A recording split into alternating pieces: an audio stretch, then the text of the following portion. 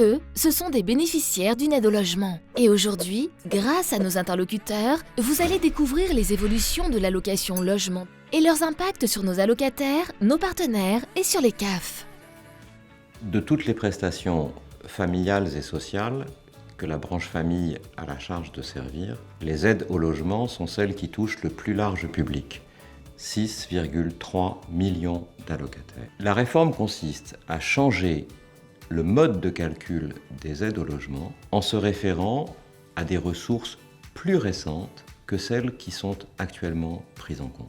Qu'est-ce que cela signifie ? Ne plus avoir à attendre plus d'1 an si ces ressources ont diminué pour obtenir une aide au logement ou obtenir une aide au logement plus importante. Mais symétriquement, si on a vu sa situation s'améliorer, en voir plutôt les conséquences sur le montant de l'aide au logement. Ceci contribue, dans les 2 cas, et pour tous, à une plus juste prestation. Même si les règles de délivrance des aides au logement ne changent pas.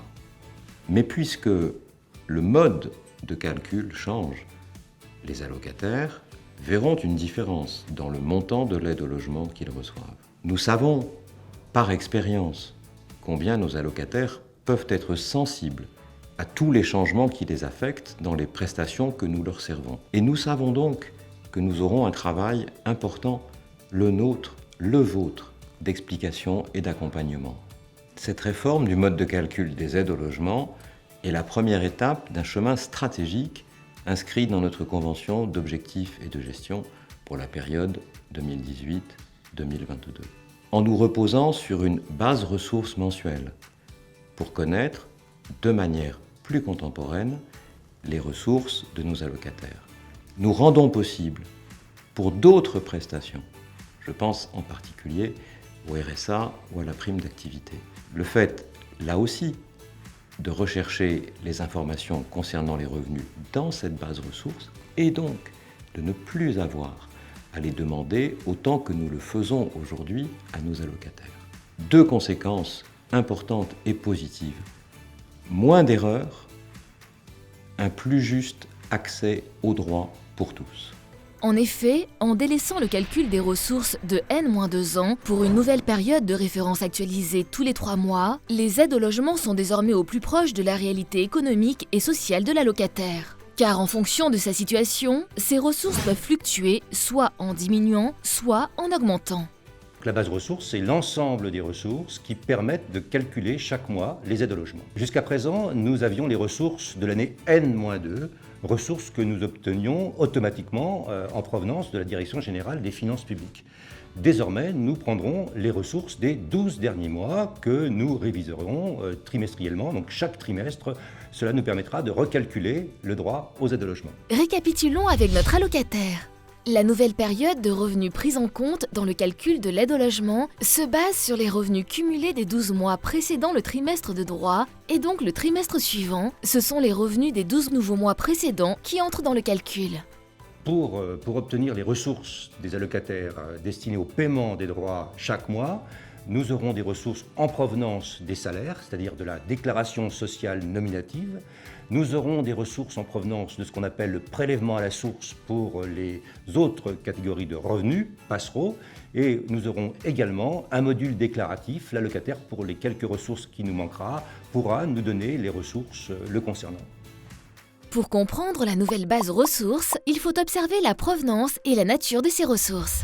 Elles peuvent être issues de la déclaration sociale nominative fournie par les employeurs et du dispositif Passereau rassemblant les autres revenus comme la retraite, la rémunération des agents publics, Pôle emploi ou encore les indemnités maladie. Puis, la DSN et Passereau constituent la BRM, base ressources mensuelle. Elles peuvent également provenir de la Direction générale des finances publiques pour des ressources N-2, comprenant les revenus fonciers ou encore les revenus de certains travailleurs indépendants. Et enfin, du module déclaratif en ligne mis à disposition de l'allocataire concernant les pensions alimentaires, les revenus perçus à l'étranger ou encore les frais réels pour N-1. Par ailleurs, si ces revenus des 12 derniers mois et ces revenus N-2 n'ont pas été trouvés, il sera invité à les déclarer dans ce module. Le tout forme la nouvelle base ressources. Pour répondre aux enjeux de la mise en œuvre de cette nouvelle base ressources, la branche s'est organisée en mode agile. Alors, qu'est-ce qui va changer au début sur l'allocation logement? On va mettre en place peu à peu ce nouvel modèle de production et ce nouveau système d'information. Donc on va continuer à moderniser les téléprocédures comme on l'a fait jusqu'à présent, des téléprocédures plus ergonomiques, plus compréhensibles pour les usagers. Et puis, on va faire 3 nouveautés technologiques. Une première, c'est qu'on va automatiser complètement les échanges sur la base de données de ressources avec les partenaires. En deuxième lieu, on va changer notre moteur de calcul COBOL par des moteurs de règles. Ça les rendra plus souples et plus faciles à modifier en cas de modification réglementaire. Et troisièmement, on va mettre en place aussi un certain nombre de modifications, disons de nouveaux services sur le poste de travail pour que les techniciens puissent bénéficier d'une ergonomie adaptée, notamment pour consulter ces nouvelles ressources et pour mieux les comprendre, pour les expliquer. On a créé des plateaux projets qui intègrent aussi bien des équipes de la DSI que des prestataires extérieurs, qui travaillent donc de façon continue avec des CAF. Et ça, c'est vraiment un plus pour nous, pour pouvoir faire des outils qui sont testés en continu, construits ensemble et qui seront vraiment adaptés aux demandes des CAF, en tout cas on l'espère. La méthode agile, c'est le développement mené en commun entre des représentants métiers et des développeurs informatiques installés ensemble dans des espaces communs. Ces évolutions ont mobilisé de nombreux agents des CAF. Quels sont les impacts ? Ce qui ne change pas. Les règles de gestion et les plafonds ne sont pas modifiés. La base ressources reste le net fiscal de référence. Il n'y aura pas d'impact sur le montant des prestations pour les étudiants ou les personnes sans activité qui ne perçoivent pas de revenus. Et nous traiterons toujours les dossiers dans NIMS. Ce qui va changer, une nouvelle période de référence, une nouvelle base ressources, un nouveau parcours allocataire et de nouvelles interfaces pour les agents. Un primo-demandeur pourra obtenir une estimation du nouveau montant de son aide, notre allocataire pourra compter sur la calculette. Il pourra aussi faire sa demande d'aide au logement.